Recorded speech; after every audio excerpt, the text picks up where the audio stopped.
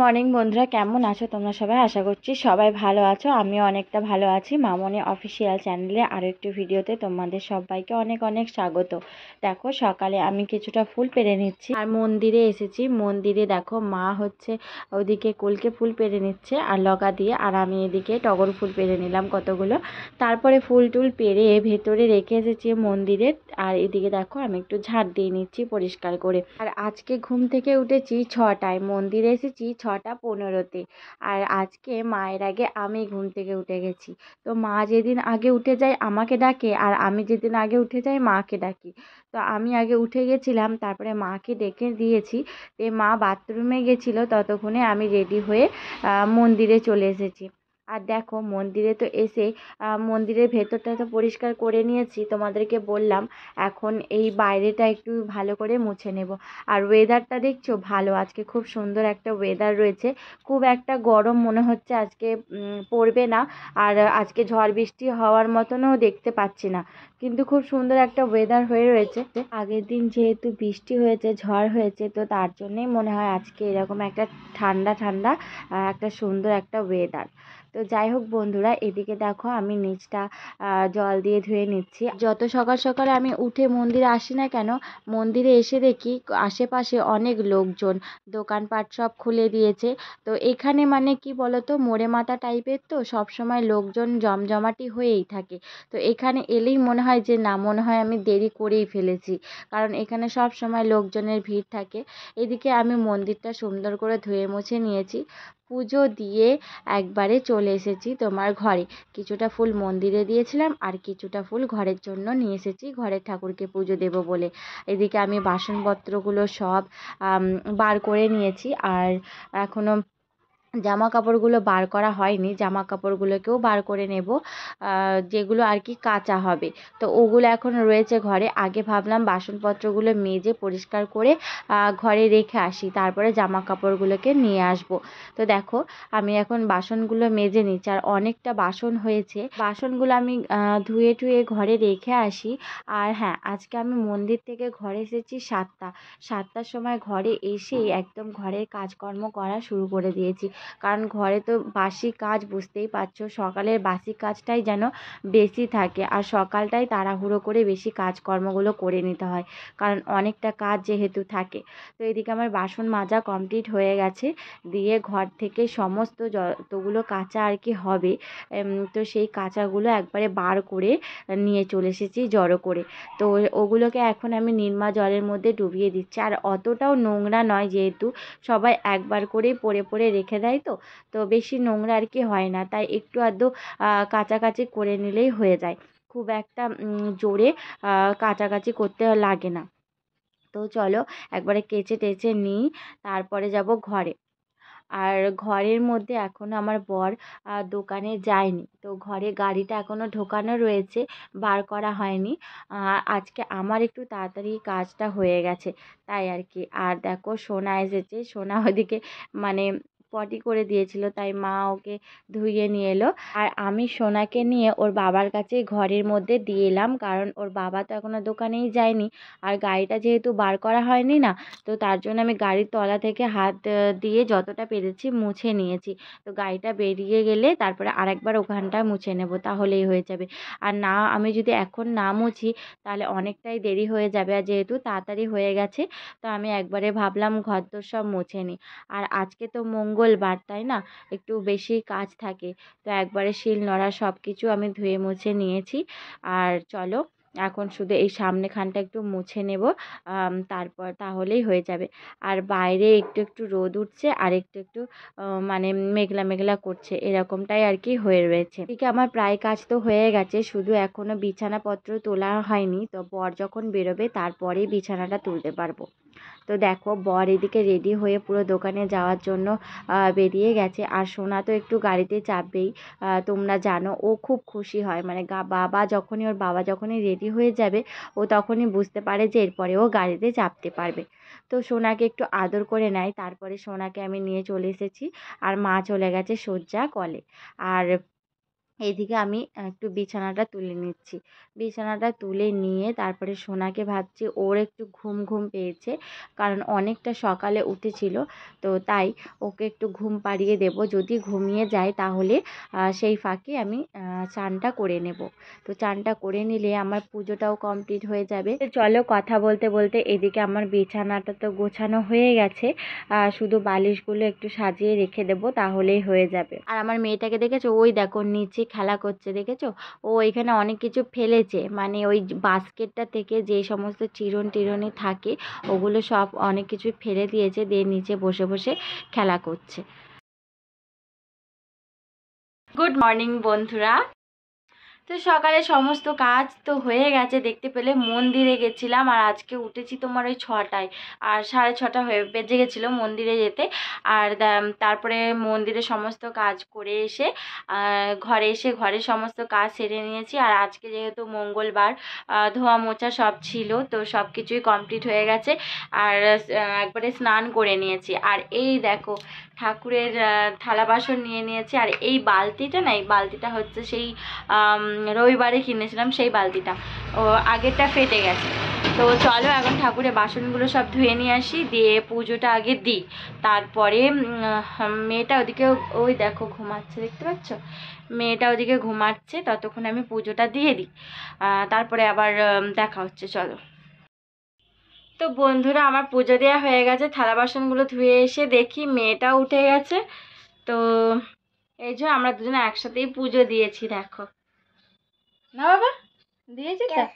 হ্যাঁ, আমরা একসাথে পুজো দিয়েছি, পুজো দেওয়া হয়ে গেছে। এরপর যাব একে খাওয়াবো, আর ম্যাগি নিয়ে এসছে, ম্যাগি বানাবো। তো চলো আমরা এখন ম্যাগি বানাবো। এখনো থালা বাসনগুলো অমনি পড়ে রয়েছে, ওগুলোকেও এখনো সাজিয়ে রাখতে হবে। এখানে বসো। সকালের খাবার খেয়ে নিয়েছি, দিয়ে একবারে তোমাদের সামনে এলাম। এই যে বাবা নিয়ে এসেছে সবজি, চলো দেখা যাক কী কী সবজি নিয়ে এসেছে বাবা। একটা পেঁপে নিয়ে এসেছে, অনেক দিন পর আজকে বাড়িতে পেঁপে এসেছে। একটা বেগুন নিয়ে এসেছে, আর ভেন্ডি নিয়ে এসেছে, আর এই দেখো টমেটম, আর এইটা হচ্ছে কি শাক, বেশ হ্যাঁ ডিমের শাক ছিল, ডিমের শাক নিয়ে এসেছে। আর কাঁচা লঙ্কা নিয়ে এসেছে, আর আদা নিয়ে এসেছে। তো আজকে এই বাজার। তো রান্না বান্না করার জন্য দেখো একবার সবজিপাতি সব আগে কেটে নিই, আর ওদিকে ভাত আর ডাল আমি বসিয়ে দিয়েছি, ওটা হচ্ছে। ততক্ষণ আমার সবজিগুলো এদিকে কাটা হয়ে যাবে। আর পেঁপেটা যেই আমি দেখো কেটেছি, তখনই দেখতে পাচ্ছি যে পেঁপেটা হচ্ছে পাকা পেঁপে, তো রান্না করলে খেতে ভালো লাগবে না, তার জন্যে ওটা হচ্ছে কাঁচাই খেয়ে নেব। তো ওটা রেখে দিচ্ছি ধুয়ে। আর এদিকে দেখো আমি শাকটা বেছে নেব, ডিমের শাকটা। আর এই ডিমের শাক আগে আমি মানে ছোটোবেলাতেই আমরা হচ্ছে বালির চর থেকে তুলে নিয়ে আসতাম। আমাদের ওখানে যেহেতু দামোদর নদী রয়েছে, তো সেখান থেকেই তুলে নিয়ে আসতাম। আর এখন দেখো এগুলো হচ্ছে কিনে খেতে হচ্ছে। তো গ্রামগঞ্জে থাকার একটা সুবিধা যে আশেপাশে অনেক কিছু শাক টাক পাওয়া যায়, কিন্তু শহরে এই সুবিধাটা পাওয়া যায় না। তো বন্ধুরা, ব্রেকফাস্টে হচ্ছে খেয়ে নিয়েছিলাম, একটু ম্যাগি করেছিলাম। আর ওই দিক দিয়ে আমার বর দোকান থেকে এসেছিলো, ঘরে খেতে এসেছিলো আজকে, তাই নিয়ে এসেছিলো তোমার চপ নিয়ে এসেছিলো, আর মুড়ি, চপ মুড়ি খেয়েছি। আর একটু ম্যাগি করেছিলাম, ম্যাগিটা আমি খাইনি, ওকে একটু দিয়ে দিচ্ছি, আর মা একটু খেয়েছে। আর এদিকে আমি সব সবজিপাতি কেটে নিয়েছি। তো চলো তোমাদেরকে একবার দেখিয়ে দিই কী কী রান্না হবে আজকে। তো সবজির মধ্যে রাখো, এদিকে আমি বেগুন কেটে নিয়েছি গোল গোল করে, ভাজা করব বলে বেগুনটা ভাজা করব। আর এদিকে হচ্ছে আলু ভেন্ডি কেটে নিয়েছি, এটা হচ্ছে একটা তরকারি করব। নিরামিষের দিন আলু ভেন্ডি তরকারি খেতে খুবই ভালো লাগে। আর এই দেখো পেঁপে অনেকটাই ছিল, তো কিছুটা আমার বরকে মানে টিফিনে করে দিয়ে দোকানে পাঠিয়ে দিয়েছি, ও খুব খেতে ভালোবাসে, তাই ওকে দিয়ে দিয়েছি। আর এই কটা হচ্ছে আমি খাচ্ছি আর রান্নাবান্না করব। চলো একটা করে গালে দেব, আর ওদিকে রান্নাবান্না করব।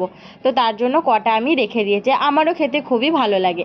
আর এদিকে দেখো আমি হচ্ছে দুটো ছোট ছোট আলু দিয়েছি শাকটার মধ্যে, দিয়ে এটা হচ্ছে ভাজা করব।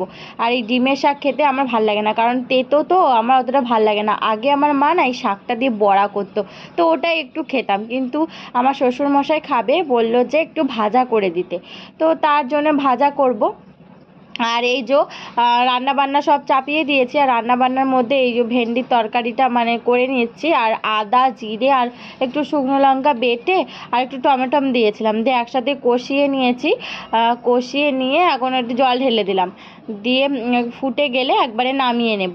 আর ওদিকে সকালবেলায় মুড়ি ছিল না, জানো তো, মুড়ি খাবো বলেছিলাম যেহেতু, তো মুড়ি ছিল না, তো মা আবার এক প্যাকেট মুড়ি নিয়ে এসছে, কিছুটা খেয়েছি আর বাদ বাকিটা বয়ামটাই ঢেলে রেখে দিই, নাহলে মুড়িগুলো হাওয়া লাগলেই আর কি মিয়ে যাবে, আর মিয়ে গেলে দেখবে খেতে ভালো লাগে না, তাই ঢেলে দিলাম। তো ওইদিকে হচ্ছে আমার রান্না বান্না হচ্ছে, আর এদিকে আমি একটু ঘর দর একটু পরিষ্কার করে নিই, তো ঝাড় দিতে এসেছি আর কি। দেখছো ঘরের অবস্থা কি অবস্থা, মানে মেয়েটা আমার যতক্ষণ থাকবে ঘর এরকম অগোছালোই হয়ে থাকে। তখন তো ঘরেই ছিল, দিয়ে এখন একটু বেরিয়েছে আর কি, মায়ের সাথে একটু ঘুরবে, আর ততক্ষণ আমি এদিকে রান্না বান্না করে বাসন টাসন মেজে নেব, দিয়ে ওকে নিয়েছে আবার আজকে একটু স্নান করাতে হবে। আগের দিন ওকে চান করানো হয়নি, আর আজকে ভাবছি একটু মাথায় শ্যাম্পু করিয়ে দেবো, কারণ মাথাটা ওর অনেকটাই নোংরা হয়েছে, তো মাথাটা একটু শ্যাম্পু ট্যাম্পু করিয়ে দেবো। ওদিকে ঝাড় টাড় দিয়ে আমার কমপ্লিট হয়ে গেছে, ঘরটা পরিষ্কার করেই নিয়েছি, আর এদিকে তরকারিটাও আমার হয়ে গেছে একদম, আলুও সেদ্ধ হয়ে গেছে, আর ভেন্ডি তো বেশিক্ষণ লাগে না সেদ্ধ হতে। তো চলো তরকারিটা ঢেলে নিই, আর ওই যে দেখতে পাচ্ছ ডিমের শাকটা, ওটা একটু ভেজে নেব, ব্যাস তাহলে আমার রান্নাবান্না পুরো কমপ্লিট হয়ে যাবে।